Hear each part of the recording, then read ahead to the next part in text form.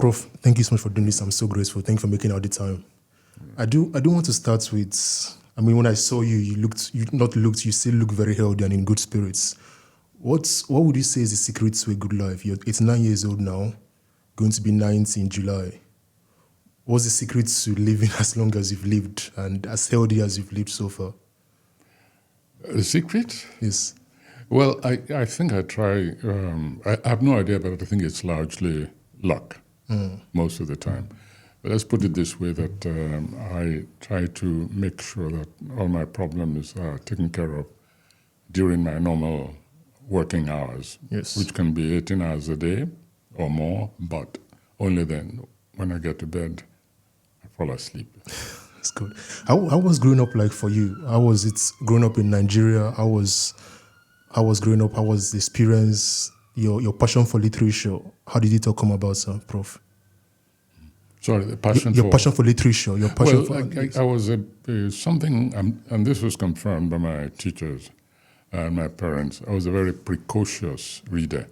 I read everything, anything, any piece of paper lying around, including scraps. I was just fascinated by the written word. And of course, I was also intrigued by a lot of things going on around me, and I asked questions, always asking questions, not satisfied with the surface of things. I think that was a trait which was remarked by my siblings, elder siblings, and by my relations. Yes. I've been asking other guests of mine about the Civil War, more so because of your age. I would imagine you experienced the Civil War, and I know you've talked about it as well in other interviews you've given. How would you describe the Civil War that Nigeria went through 1967 to 1970? How would you describe it, Prof? A waste, a total waste, a gross, costly error. It was an avoidable war. It was an unjust war. And I said so at the time, as you probably know. And I was appalled by the fact that we went to war so easily. I should explain that I believe very much in the right of self-determination. Otherwise, what was independence all about?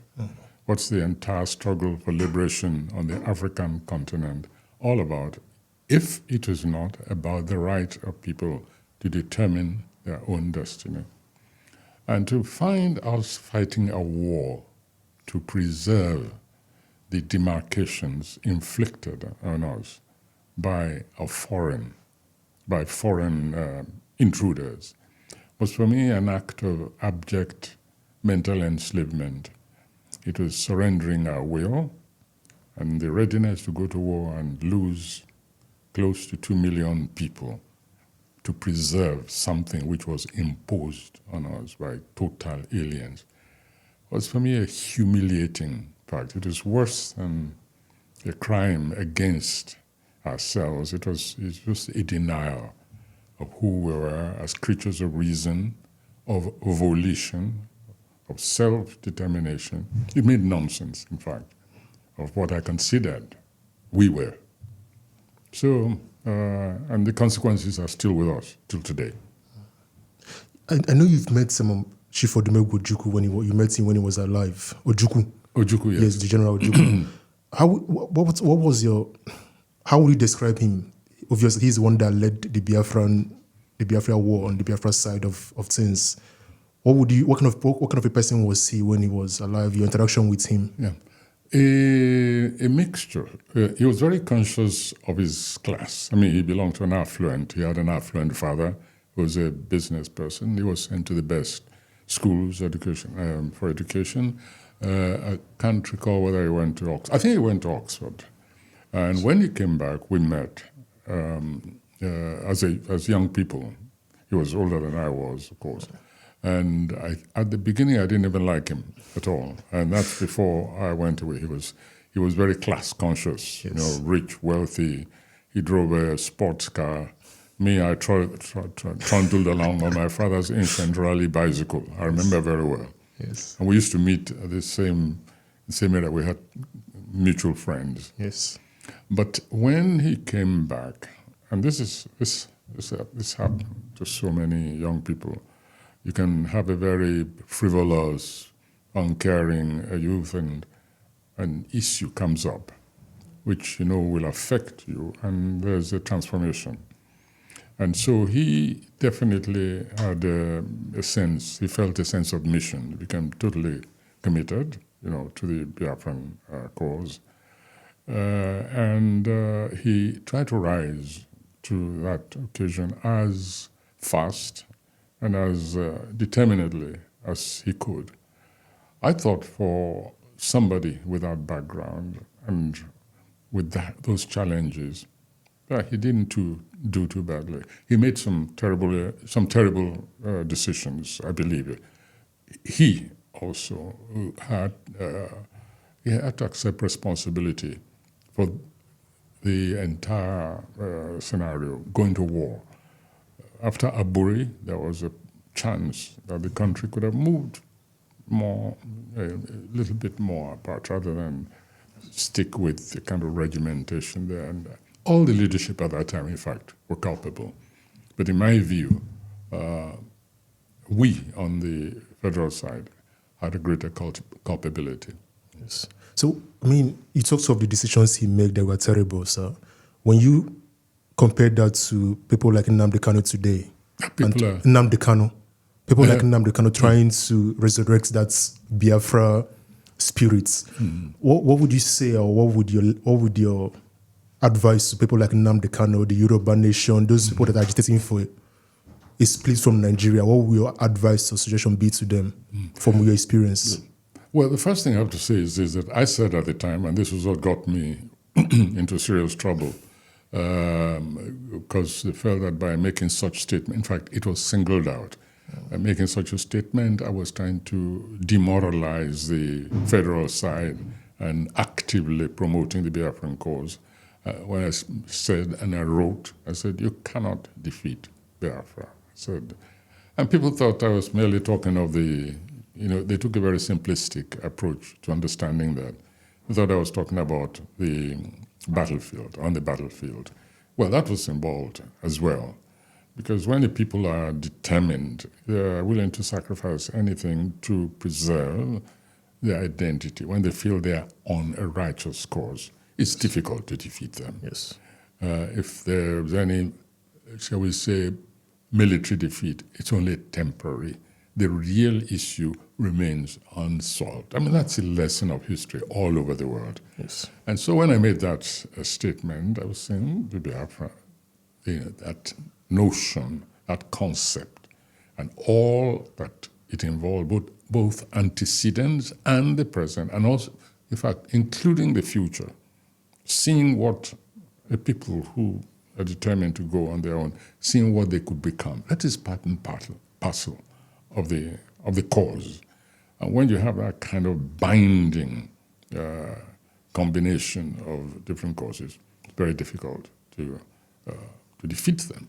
And so Nnamdi Kanu represents that concept. He is one of the younger generation who inherited a burden of defeat, of resentment, and a determination, in their view, not to make the mistakes of even their predecessors. They have a new will, they have a new understanding of history. The only problem I had with was the language which Nnamdi Kanu used over Radio Biafra. I listened to some of it, very incendiary, yes, and also disrespectful, I thought, of even his own people. I do agree with that. The language, I don't want to go into details, but all you have to do is listen to it. So what is represented? In fact, I used a certain expression in recent contributions. What we fought for, those of us who stood on that side, we fought for a Biafra of conscience. And for me, that's very critical. And people like Nnamdi Kanu should not, or IPOP for that matter, or MASSOB, whatever, should not act against what I call the core of our humanity, yes, which is one of conscience. So yes, because for me nothing surprised me at all. In fact, it just surprised me that it took so long that what you might call the Biafra resurrection to take place in terms Yes. of consciousness. Nothing surprised me. Yeah. Would you say there are similarities with the Yoruba nation and the way they've been treated? So, for example, you have the way Nnamdi Kanu was treated or is being treated. Nnamdi Kanu is still in prison, DSL jail. Whereas you have the Yoruba nation leader. He was released a few months ago. So would you say there are similarities or differences to these two movements? It's a mistake keeping Nnamdi Kanu in prison, I believe. To have, in fact, kidnapped him. There's no other word in the first place. That's true. He had a right to pursue his cause anywhere he wanted. He was never accused of physically bombing any place or killing any place. Language, yes, was incited, no question at all about that. But you don't arrest, you don't kidnap people. Buhari seemed to have an obsession with kidnapping people. You know, that seemed to be his trademark. Modus operandi. It's like couldn't fulfill himself unless it put somebody in a crate and brought them back. And I think that politically speaking, if they have any real charges against him, well, since he's in their hands, they should try him. All these technical postponements, delays, these tactics of just of avoiding the basic issue, for me, it's just counterproductive. Yes. I want to talk about literature, Prof, and education. Obviously, you won the Nobel Prize for Literature, the first African, I believe, to have won that prestigious prize. And looking at where our standard of education is now, we're talking in the car coming here, how it's dropped so far.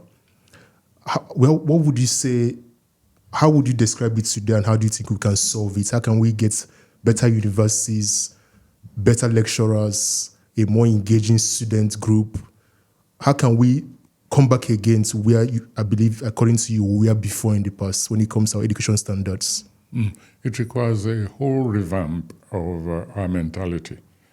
The idea that you can rush people through a course and at the end give them a certificate, dealing with using the yardstick of quantity rather than quality, that has to be expunged. In fact, it's not the schools, it's not the pupils and the students who have to be re-educated first. It's the teachers themselves. They have to totally abandon this idea that education is perfunctory and go back to those early times when education was educating the entire person, not education by rote, memorize and pour things down, regurgitate whatever is put in your head, but exposing young people to experience.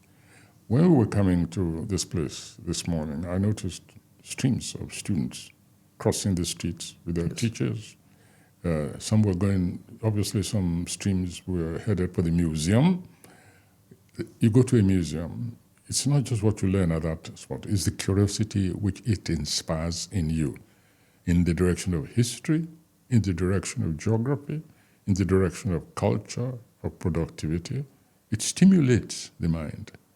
When we were school pupils, we used to go to places like that, both natural places like Oluma Rock in Abeokuta, and also productive places. I remember Blaze Memorial Factory, which produced canned fruits, fruit juices, and so on. I remember the fascination I had with the workings of the machines, the transformation of raw material. It didn't matter whether I became a scientist or not, totally irrelevant. The important thing is that my entire mental and critical and understanding faculties were engaged.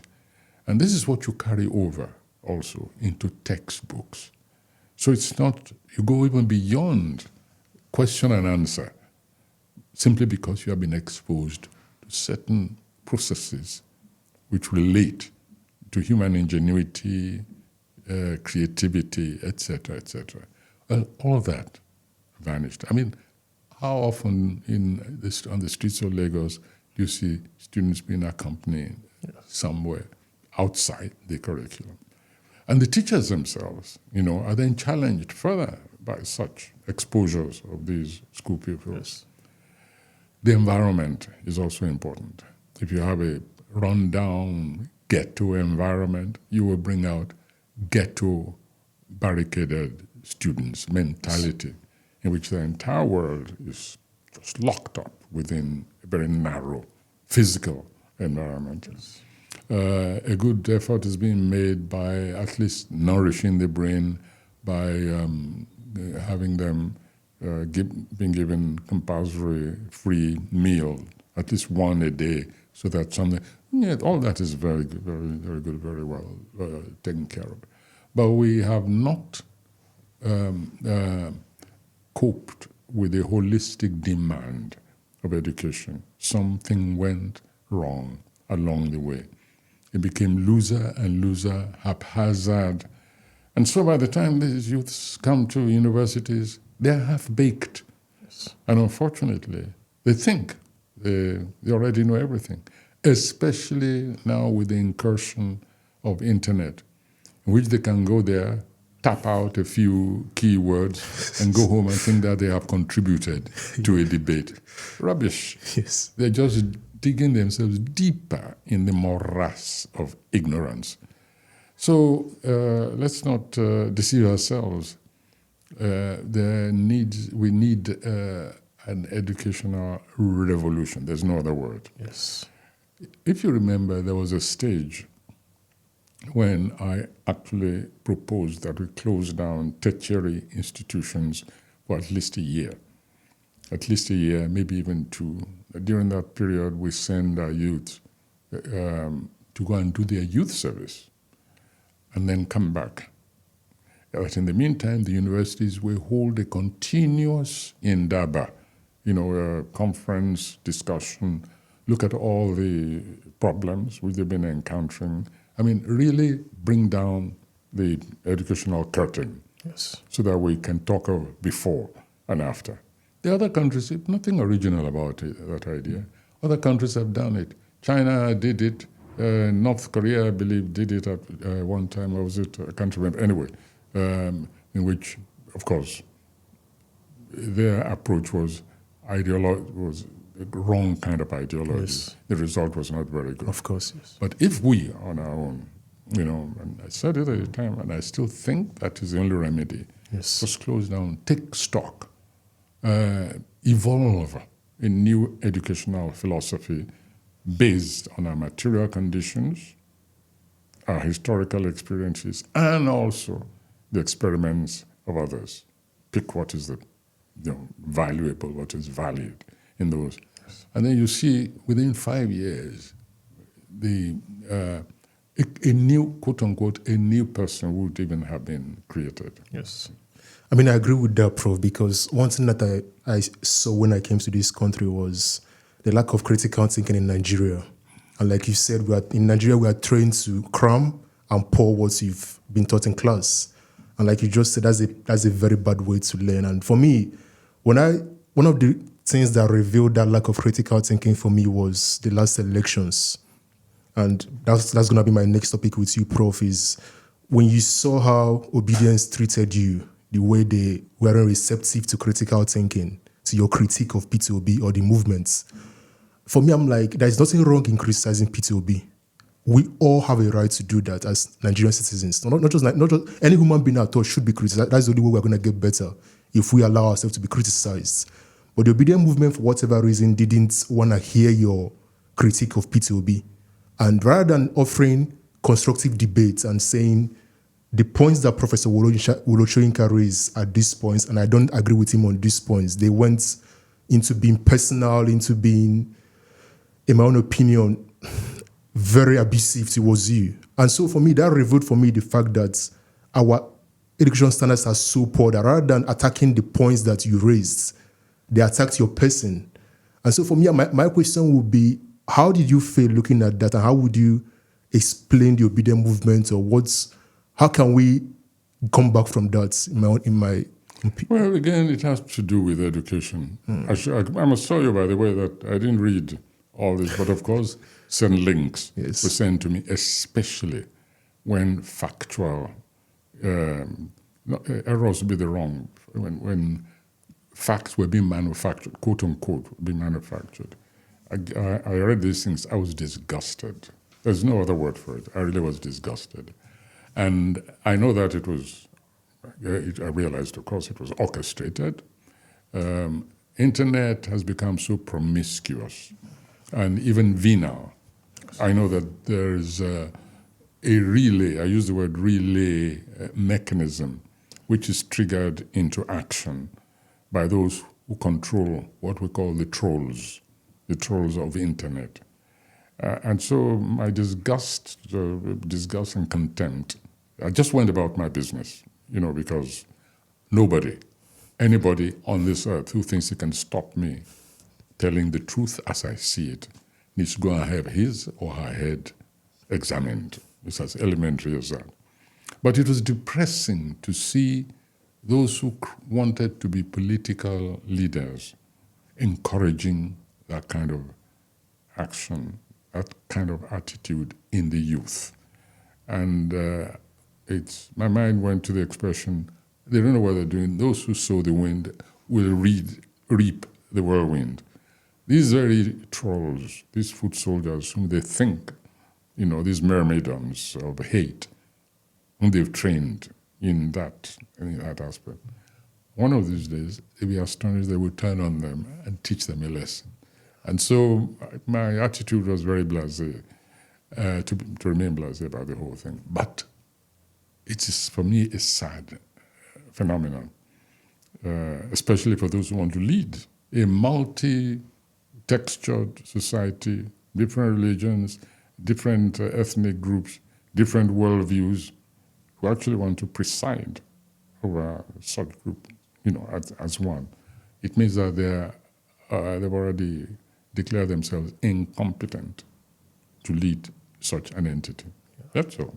What do you think of the person, Mr. Peter Obi? What do you think? How do you think he can make it right? What mistakes do you think he made, and do you think he has a chance in the next election? Well, I hope for the sake of the nation that he doesn't express interest in the next election. Because for me as a leader, if there was any proof that he was unfit to lead that country, it's in the conduct which he encouraged among his followers. Because I know for a fact, and I can give you an instance which proved that he was in control of those forces. Can you please, what's the instance, Prof? Well, simply because when he first came to visit me, he did come at one time. That's correct. Somebody brought him. And I watched him. I watched his action, his body language. It seemed to be very conciliatory. But I remember the moment when he took out his computers, something, and after he made a statement like, "Oh, don't worry, everything, will be taken care of. You don't have anything to worry about these people." He was talking about the quote-unquote obedience. I remember he took out his computer, his phone, and he tapped, a message, there. And it showed me, I was watching him very closely, I didn't say a thing. And after that, everything seemed to be, to be nice and cozy. So he really did, yes. And I saw and I read his statement about that meeting afterwards. The statement was a contrast to what actually happened, what we discussed. And I mentioned it in my response when somebody said, I can't remember what he wrote, but anyway, it was a misrepresentation of what happened. And I made sure that I put a statement out saying, no, I'm sorry, this is not what was said. This language never came into it. On the contrary, this is what happened. And so when I meet somebody who is incapable, even at a meeting which is supposed to be conciliatory, of being completely honest, I look at that person, and so I smiled myself. I just left it. And of course, when I got to Stellenbosch and I was asked a question about this, I repeated exactly what had given, quote-unquote, given offense. Only this time I made it even stronger. I said, Peter Obi did not win this thing. So I led them again to go on the rampage, that's there, and I went about my own business. So and there were witnesses at the meeting. You don't take my word. Don't take my word for it. There were witnesses at the meeting. Yes. He came with 2 people, and 1 person was, and I said, ask them. The statement he put out was not a reflection of what went on at our meeting, at that meeting, which I very reluctantly considered. It was pressure for me not even to allow him into my house.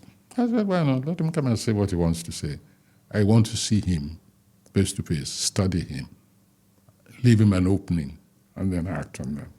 So that's it. I wasn't going to go into this, but since I see that you're curious, I have to tell you. No, I'm sorry. I just find it, thank you for doing that, Prof. I just find it a bit sad because for someone of your stature, like I said earlier, you won the Nobel Prize for Literature.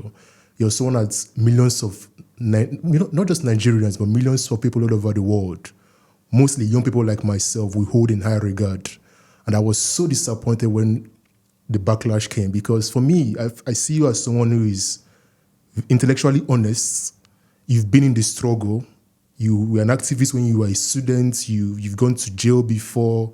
You've been in solitary confinement, and everything you've done for Nigeria and for the world at large. To find young people like myself degrade your person, I didn't know what to say, but I was like, this is not just how to do it.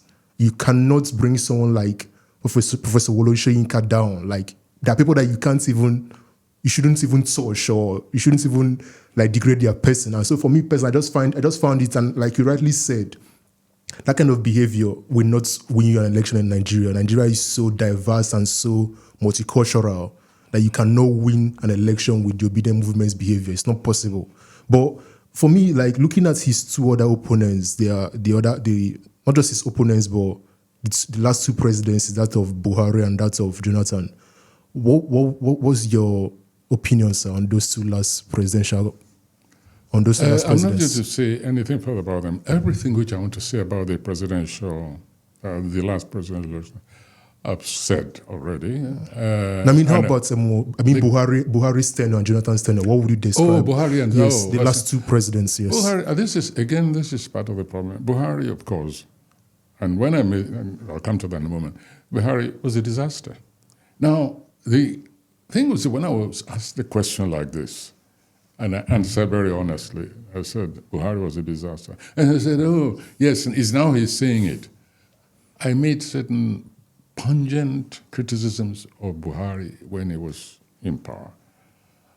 For instance, I gave him an ultimatum, which I don't know anybody else in Nigeria did, when this banditry, fundamentalist kidnapping, the raiding of farmlands, the creation of a totally new nation of displaced persons, within the nation. Given an ultimatum, I said, as Commander-in-Chief, give those insurgents a notice of 48 hours, I think I said, to quit all the lands they have illegally occupied. And then at the end of that, use maximum force to get them out. And I watched, of course, nothing happened. Of course. I merely cite this as one which actually exposes the nature of today's Nigerian vociferous critics, that they are such liars, either liars or deliberate ignorance, that they would actually have the nerve to say that at critical moment, the issues which really go to the core of our nation being, that Wole Soyinka kept quiet of Buhari.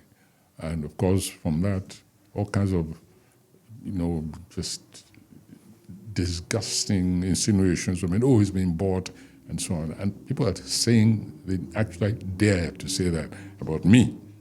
And there are other instances. I just mentioned this particular one because I waited to see. After that, of course, as I have written in one of my occasional publications, which I call Interventions, after that, we gave up on Buhari completely and began our own do-it-yourself. It's all there. And don't let's flog this horse.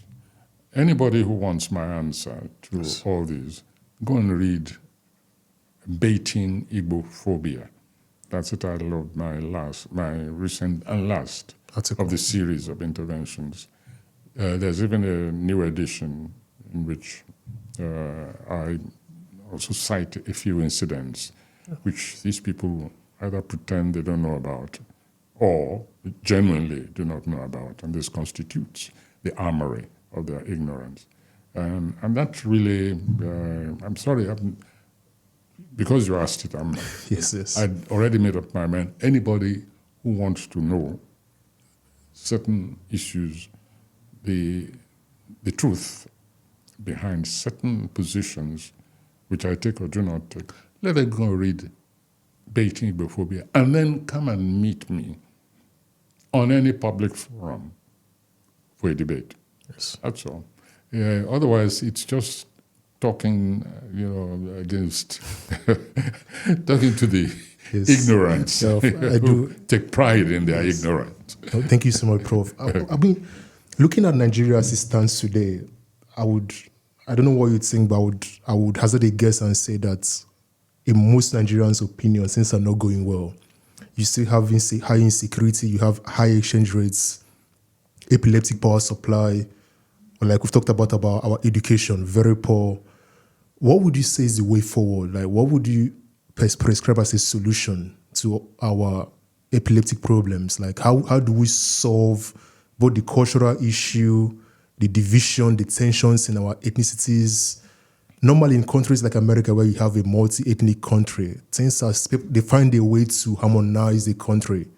But in Nigeria, despite our divisions, I still believe we can come together. But for some reason, we've not been able to do it. We still have endemic corruption as well. I mean, look at the Kogi State governor. You have the list of ex-governors who stole millions or billions of naira from the state coffers. So how do we resolve this? If we were to just look at Nigeria holistically, which I don't like to, because I like to look at it as a micro issue we solve at the state level. But if you were to just give your answer, Prof, how do we solve Nigeria? Well, the first thing is this, that we've got to kill the culture of impunity. There are people in high positions today in the legislative houses that are holding key positions in the committees of the legislative houses who are supposed to be on trial. Even the judiciary, which comes under criticism as well, even the judiciary is often hampered by the technicalities which are used to postpone the day of judgment. This is a fact. We cannot deny. That's true. And that gives these criminals the opportunity to aspire and to obtain high positions of protection, in which they're immune from persecution. And so we have a backlog of reckoning. Those who are supposed to be going to court, on serious charges which have been leveled by EFCC, ICPC, they're dominating the political scene. We've got to find a way of dealing with them, critically, rigorously. Outside of that, we've got to change the Constitution. This is why a number of us have been calling for restructuring, is it? Yes, restructuring, yes. Different names. I call it decentralization. Yes, I love that, yes. So that both productivity and policy come closer to the people themselves. And the people themselves then are able to point and say, what is this person still doing in this position? Whereas here, everything is so diffuse, at the same time, paradoxically, so centralized. Yes. Because somebody can steal in Bayelsa and go and dominate call the shots in Abuja. Yes. That's got to stop. And it's only by finding a workable and efficient kind of constitution that will enable us to deal with that negative, that drawback, which has been created by the wrong people being in critical places. Next, there's got to be and acceptance of the secularization of the nation, so that we don't have different laws being applied, and because this has to do with the Constitution. Different laws being applied in one part of the country. Something is acceptable here and is criminalized there. And then you have the instruments of justice, the structures of justice, that is the local, let's be practical, Sharia or local government judgment, be able to pass life sentences on youth who are deemed to have blasphemed against a certain religion. Well, somebody doesn't believe in an entity. It's impossible to blaspheme that non-existent entity. And yet they sit in all solemnity, and for writing and debating on internet, they sentence youth to life. I received a phone call, by the way, in connection with that, because we've been fighting for the liberation of this young man, Bala Muhammad, who Bala Mubarak, who says, I don't believe in God. There's no such thing as a supreme entity called God. And for that, you lock somebody up. No, all you have to do is avoid him. You don't invite that person to your house. Yes. If he wants to marry your daughter, you place as many obstacles as you like. It's fun. You make sure he doesn't dig in the same pot. But you say you even dare to want to sentence somebody to death for saying, I don't believe in what you believe. Well, that's not a nation. Of course. That's not a nation. That's just a terror enclave. And it's that kind of thing which leads to the death, to the brutal killing of young women like Deborah. Yes. Very sad. And talking about criticism, the last time I mentioned this, do you know that somebody posted something up saying that I was trying to create religious tension to avoid talking about hunger in the land? This is the kind of mentality that we have to deal with in our country. And it makes you just disgusted. Yes. And you feel, why am I wasting my time? Why am I wasting my energy? A daylight murder, which is a precedent, it's not a precedent, but it's a model for others to emulate, is committed. The system of justice makes it possible for the criminals identified to escape judgment till today. Yes. The judge sat and sat. The prosecution did not show up.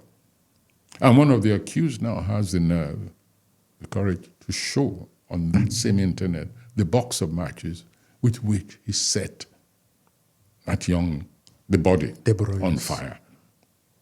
And when somebody like me says, we cannot let this drop. We can't let it drop, not only because it's a crime, but because you have those in authority on that religion who have the nerve to open their mouths and say it was justified. In other words, encouraging others to emulate.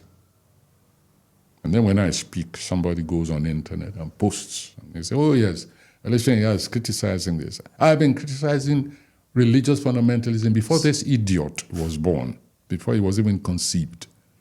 And yet, internet authorizes. That's part of the penalty of democratization, which I believe in. Freedom of speech. Yeah. So we've got to change the protocols of association. We've got to agree on certain basic, minimal protocols of mutual conduct and interaction. We were to re-establish, re-enthrone the principle of belief and non-belief.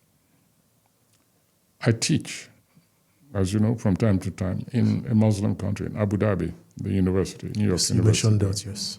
And I see how they manage their religion there. I see how they encourage an ecumenism in the conduct of different parts of that nation. And yet these third-rate religionists in our country, third-tier religionists, now take that religion, utilize it, abuse it, use it as a means of control, because that is what it's all about. Control. You terrorize people by saying, this is what I believe in, and therefore this is the control point. You go against it, you don't believe it, then you're in trouble. How are they different from the trolls we were talking about earlier? Of course. Who says, lynch Wole Soyinka because he disagrees with us. Yeah. If the fundamentalists, they're all- different kinds. Yes. Empty brains, empty skulls, I beg your pardon, totally devoid of brain, just the vision of domination. And so the only way, if we really want to stay together, is to sit down and rewrite a new constitution for ourselves, and then say, this is our instrument of association. Those who do not agree with it, collectively, please opt out. Just opt out. Leave the rest of us who believe in this to form our own nation. So it's not a question of secession. It's a question of voluntary association or voluntary dissociation. That's all. Yes, I certainly agree with everything you said, Prof. I find it fascinating whenever, in a country like Nigeria, where everyone wants to go to Abuja, for me, it makes no sense. The government closest to you is the best government, which is your state governor, your local government chairman or chairwoman, your state councillor, your Senate rep or House of Rep member. Those are the best people to solve our issues, not the president. And it's proven, and like you've rightly said, we need to break it down. We need to decentralize it so that power can be brought much closer to the average Joe in the streets. But Prof, I just want to come to this, your passion for Nigeria, your passion for activism. Where would you say it came from? Because were you born this way, or was there something that happened in your life that kind of was a switch? Growing up, when you grew up, when things were really before 1960, and all through your life now, like that passion, that drive, that love for Nigeria and for Nigerians, that passion for writing, for literature. I mean, reading some of the things you've written and listening to you over time, one can't deny your love for Nigeria and your passion with which you speak. So where does it come from, Prof? Where would you say that originated from? Well, I don't know about love for Nigeria as such. I accept Nigeria simply because that's the nation into which I was born. And I think it would be the same if I were in any other country. And indeed, my constituency extends, as you know, beyond Nigeria. Yes. Only yesterday, I was speaking about Putin and Ukraine. I've spoken about Israel and Gaza. I've signed or refused to sign because it wasn't properly phrased, protests about what's happening in those two rebukes of our humanity. So it's not Nigeria as such. That's why I didn't find any problem when a section decided that, we have been violated, we want to, therefore we decided to secede. I felt no personal outrage at it, and this is what I carried over into the public domain to say I will not support any war, that insists on this. I don't believe in it, in this cohesion. So even if my enclave were no more than a population of 50,000, in fact, I wish it was more manageable, And so it's a question of just a basic belief in humanity. And perhaps some of my experiences as a child, because I grew up in an atmosphere before independence, of course, in which debates went on around me, much of which I didn't understand, my father, but I could understand enough to know that one always has choices, and one must always make a choice. And what I was listening to were people in a very civilized way making choices and declaring their choices, even making nuances. How do you deal with a district officer who's trying to be over arrogant and who's really stepped across the line? Do you write a petition to the White House in London?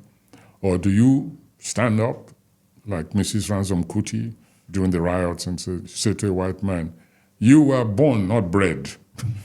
I've forgotten that as a child when the women were were in uproar over the excesses of the native administration, and the taxation and so on and so forth.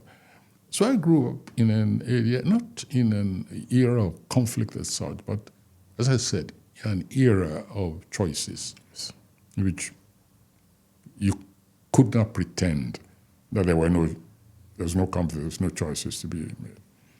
Then curiosity also. For some reason or the other, I didn't easily accept appearances. I wanted to see what was beneath the lid. Why was it steaming, lifting the lid off? What was it boiling underneath? What was the forces that created that lid going on? It's a marvel that I didn't go in the scientific way. I was very scientifically curious about everything. And of course, ideas fascinated me, things you actually debate about, that you think about, that you don't immediately rush to conclusion. And the judgment, and make a judgment. When I attended Abeokuta Grammar School for 2 years before I went to government college, I used to look at study the principal. Anytime he was presiding over some student, people think, how he would listen to this side, and then listen to the others, and then make the most unbelievable judgment. How did he arrive at that judgment? So it was curiosity, and curiosity leads to action. When you made your decision, you made your choice. At least for somebody my temperament, I am, quote unquote, no longer at ease until I've at least acted in a way to persuade others about that choice. And if it continued, to either take myself away and go and form my own association. That's the way I grew up. Yes. It wasn't, I didn't sort of decide I'm going to be an activist. No way. I sort of slid into it the same way as my literature reflects some of that it isn't an evangelical kind of passion. No. I began writing, and I found that the subjects which interested me most were zones of conflict, choices. How do young people go this way or that way? And so it's very complex. Yes. Sometimes I ask myself, how did you get into this? No problem. Thank you so much. You mentioned Israel. You mentioned Ukraine. What are your thoughts, Prof, on what's going on? What do you think? Well, Ukraine is the easier part. For me, we've already gone through it. The people have a right to determine their own destiny.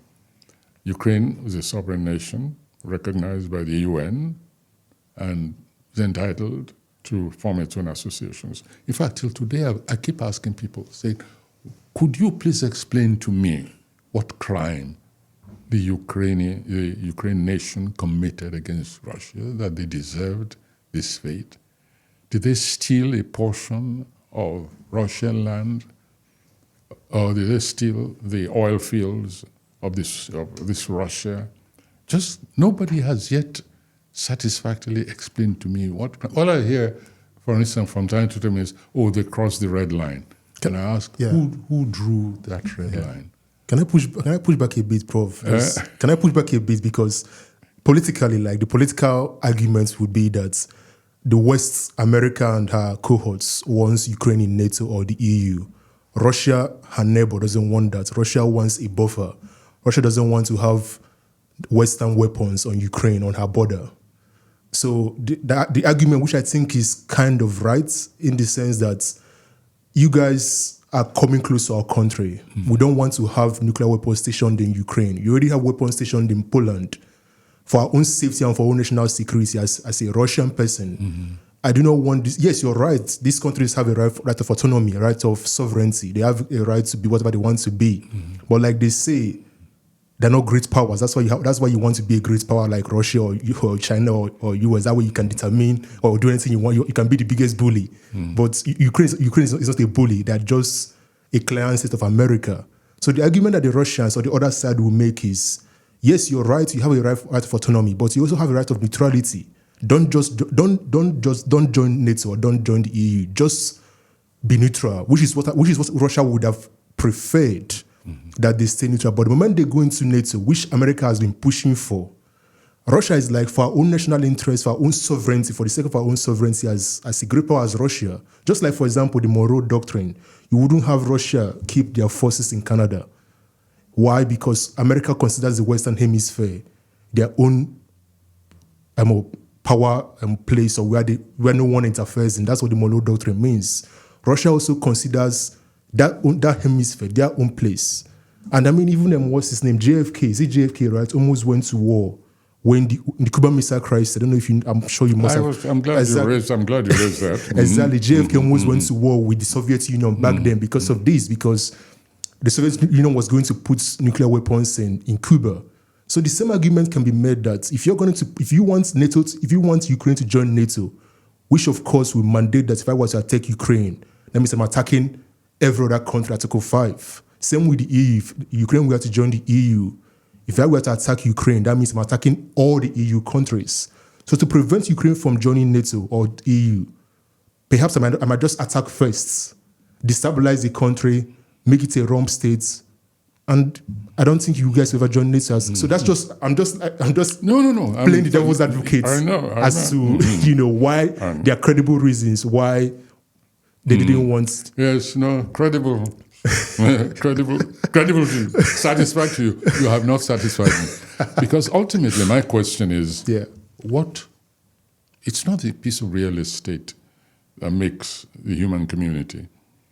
It's the people, of course, who develop that real estate, who develop their own culture, their own association.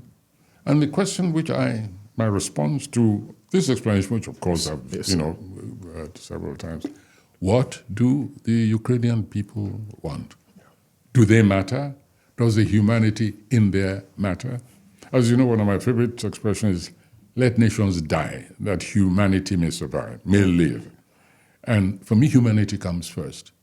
And if you continue, if it's possible to commit yourselves to a continuing debate, knowing that there's no sort of permanent status in any human relationship, whether you're talking physically or ideologically or economically or culturally, boundaries have vanished. Russia can lob and has been lobbing missiles into Kiev, into supermarkets. In other words, those borders are merely symbolic. And I don't believe that human beings should be killed for symbols, for symbolism. And so even if NATO amassed weapons on the border, modern warfare, modern technology, military technology, has made such lining up irrelevant. That's the truth. We know that. Yeah. They're developing ballistic guns. Even North Korea is threatening with his own armory. And you should not proceed to kill, to demolish human beings simply because of symbolic gestures. It's very complex. It's far more complex than you and I can sort out at this table. But for me, there's a basic line. Yes. And that is, what about the humanity involved? And that for me is primary. Always. I agree. It's what I thought of, and that applies also to Gaza. We spend so much time with this. Yes, Hamas committed the provocative act to start with, but there's also something called quote-unquote overkill. Yes. An opportunistic overkill, like, an opportunity has come for doing what you've always wanted to do in the first place. And it's one of the reasons why recently I refrained from signing a certain document, because it did not take into consideration the fact that the humanity there is undergoing a collective punishment for a crime it did not even commit. So I have my own philosophy of justice, which is very strong, which is what has made me what I am, which is perhaps why I constantly make enemies. I've made enemies of Muslim extremists. I've made enemies of Biafran National Institute. I made enemies, even before the war, I made enemies among Yoruba people and so on. And I'm very sad, but I sleep very Peacefully. solidly Yes. and create along the lines in which I think I'm a little gifted and that I can contribute to humanity. It's all very complicated. Don't misunderstand me. No. But ultimately, one has to develop a personal philosophy of existence and of relating to other people to be able to make sense of a world that is constantly going crazy. Constantly. Definitely agree with you, Prof. But just to stay on this Gaza issue for a little while, because I just read a book, The Israel Lobby by Professor John Mearsheimer, kind of opened my eyes into this conflict. I know, like you said about the Ukraine war, these things are very complex that we're just giving our own opinions, really. We can't really do much about it. But like you talked about collective punishments and Israel, and I'm a Christian, so we have this affinity towards Israel. And growing up, I didn't really question it that much because I didn't understand it, right? Israel, okay, in the Bible, whenever I read the Bible, Israel is always mentioned. And Christians like myself always look at Israel as this holy country, right? That anything they're doing, in the most cases, is moral. They're fighting for their right or for their existence. And like you rightly said, just to go off what you just said, you've always wanted to push these people away. That is the Palestinians.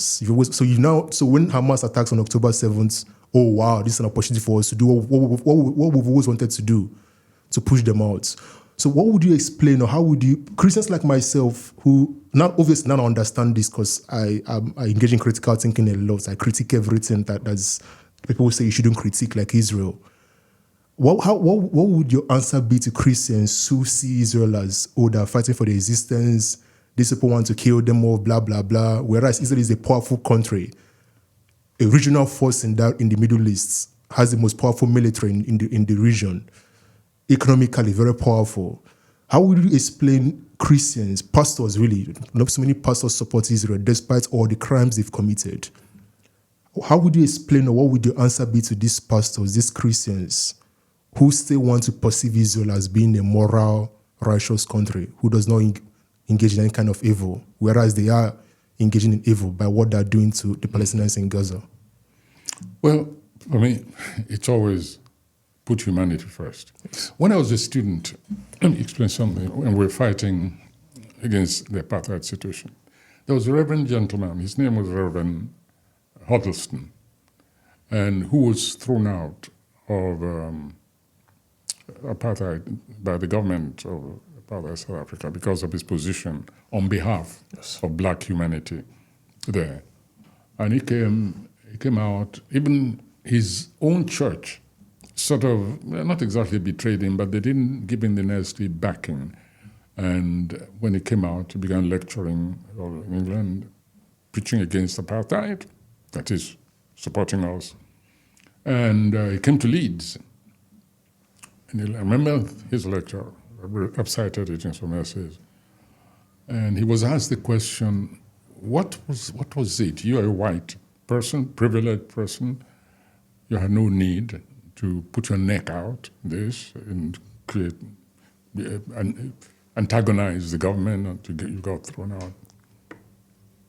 And he said, he answered that it's because each time I saw a black person, or especially the young, the children, so what I saw was the face of the crucified Christ. And I remember this was one of my very earliest public interventions, challenging people older than I was as a student, that is. I'd always challenged everything anyway. Yes. I must always remember that. Yes. And I got up and I said, Brother Huddleston, I disagree entirely with you.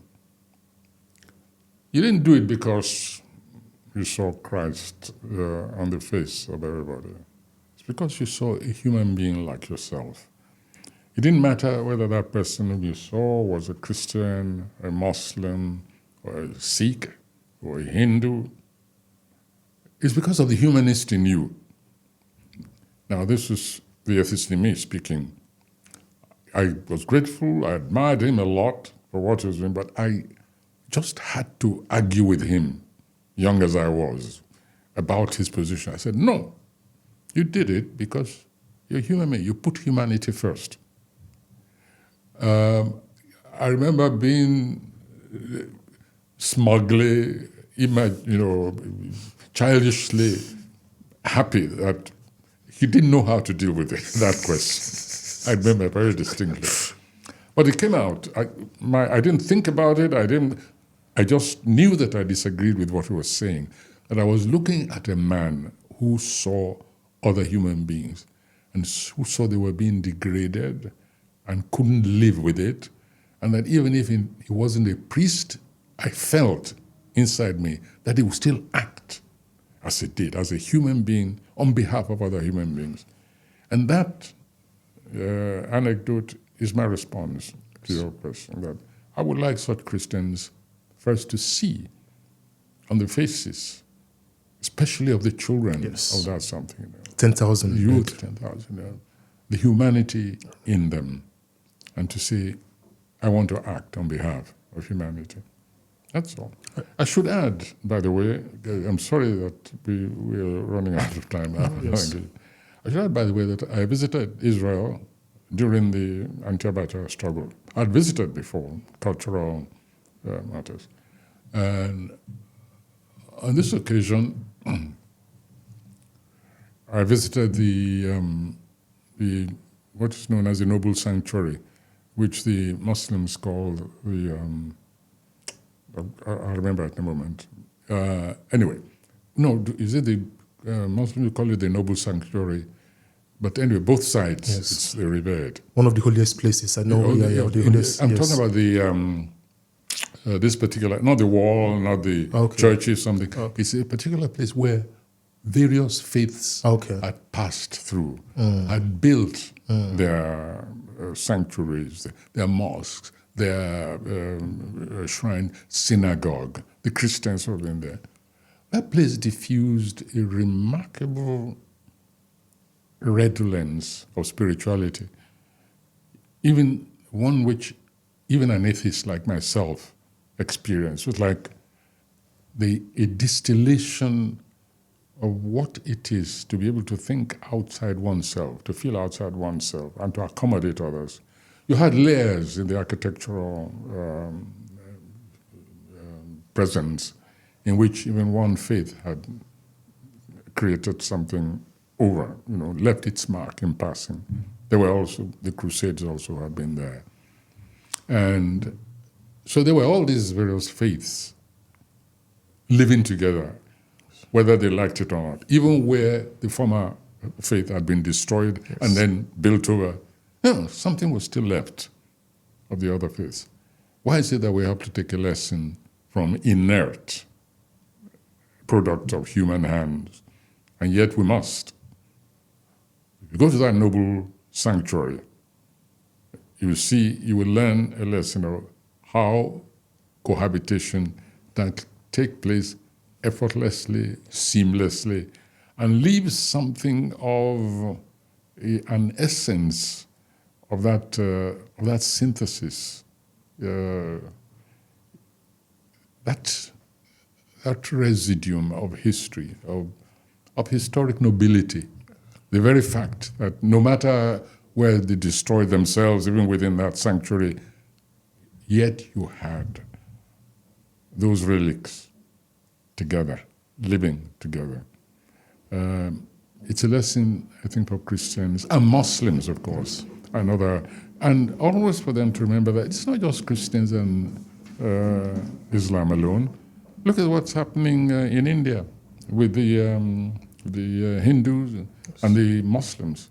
There, the Muslims are having it tough because the Hindu, each time they see an emanation, they quote-unquote see an emanation, that Lord Rama was born or had visited that spot, they move to destroy whatever is on it. And that really is, Lord Rama seems to be picking always where the Muslims had built their mosques. And see what's happening to Muslims also in Myanmar.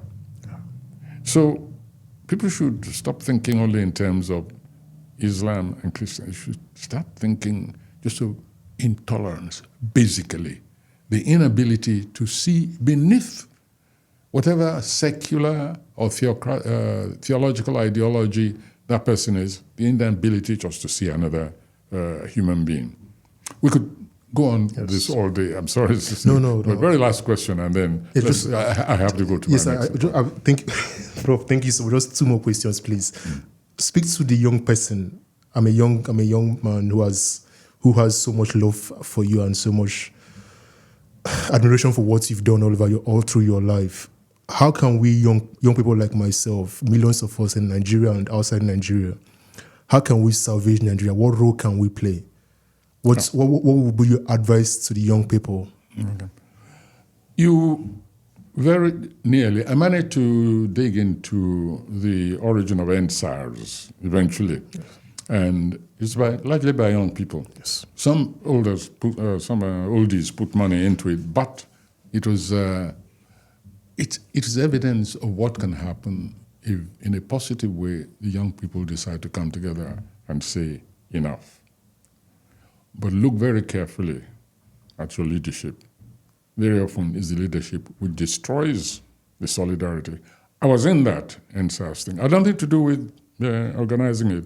But the moment it started, I saw a spark which I didn't want to dissipate. I said, it's happening. I recall, for instance, the fight I had in the family. I was in Lagos, and I said, something is happening. I want to go to my familiar station. And my wife said, you ain't going nowhere. They've just killed a person. The police have just opened live fire. I said, the more reason why I must go. I must leave. And I remember setting off, even my driver was not happy with me at all. Roadblocks were already being set up. Fierce young people were already there, so keep driving. Once or twice, I had to bribe my way to show you the kind of how such movements disintegrate. They asked for money. But I was so resolved to go to my station. I'll not tell you where it is, but I had to drive that day. When I got to Alausa, outside on the way out, again, one of the most stubborn blocks. They said, no, I could not, they were blocking out everything. I called their leader. I said, I have to go. I have to pass through here. I'm very good at passing through roadblocks all the way back. All the way back. You need to agree. You don't agree for anybody, like they say. In the end, they consulted. It was that organized. I'm giving you these details to know that, yes, it was organized, then it was also flawed in certain sides, like those venal characters. Yes. I had to give them, when I say I have to go through. So they made me say, okay, I should address them. And if I address them, I got on the car, I addressed them. My driver was there sitting, just looking around very nervously, and so I addressed them. They said, okay, and they let me go. That was the kind of movement it was. I'm convinced that kind of movement will still take place. It's youth like you who must fashion it, control it, organize it, and that's the word, organize it most meticulously so that you don't have the profiteers, the opportunists, who are just there simply because of, yes, they say there's riot. Oh, yeah, we are. It's chopping time. They were also there. They're also there. And so it's that kind of thing which give me hope from time to time, perhaps explains why I haven't given up totally. I use the word totally because a number of times I'd said, it's about time you japa yourself. Just go and sit down somewhere. Do your writing, and just help a little bit, advise, but get out of here. So totally, thank goodness, events like that happen from time to time. And you feel, yes, there's still a living spark, a vital, combative spark in the youth, even though majority have given up or have joined the gravy train. Yeah. Prof, you've lived an excellent life. Looking back, do you have any regrets everything you've been through. I'm sorry I didn't get to some questions, but I still do appreciate you being here. Like I said earlier, I just mentioned it in person. You were arrested by Gowon, put in solitary confinement. Everything you've been through, activism. Looking back at your life so far, you're 89 years old, Prof, and you're in high spirits, you're in great energy. Like, honestly, I'm fascinated. Like, you're going on high waves, and you're still very strong and so energetic. But looking back, do you have any regrets, whether personal, whether politically, whether in your in your writings? There's any regrets in your life? Or? No. In fact. No regret. It couldn't have been any other way. Let me put it that way. That's why the issue of regret comes in. But from time to time, when I look at what the state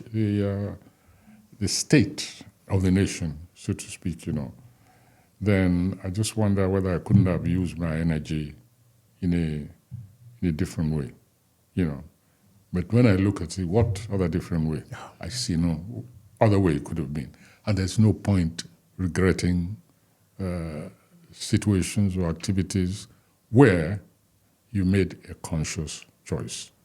And that's what I want everybody to have, a conscious choice, not an escapist kind of allegiance, seizing on the first seeming opening for change, and then fanatically endorsing and literally losing one's rationality over that, which is what happened this last election.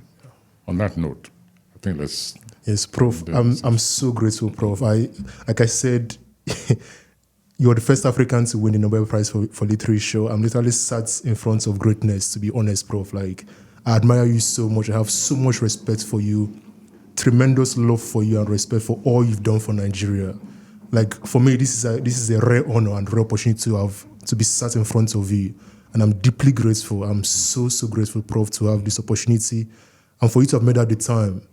Thank you so much for doing this. It means a lot to me. It means a lot to my listeners, to the community I'm trying to grow on YouTube and this podcast. And I'm so grateful, Prof. I'm short of words, but thank you so much for doing this. Thank you so much, Prof. You've already contributed to the struggle, even by your curiosity. Yes, thank you so much, Prof. I'm so grateful. Right. Hopefully we'll see again some other time. Okay. Thank you, sir. I'm sure we'll continue the conversation. Yes, thank you.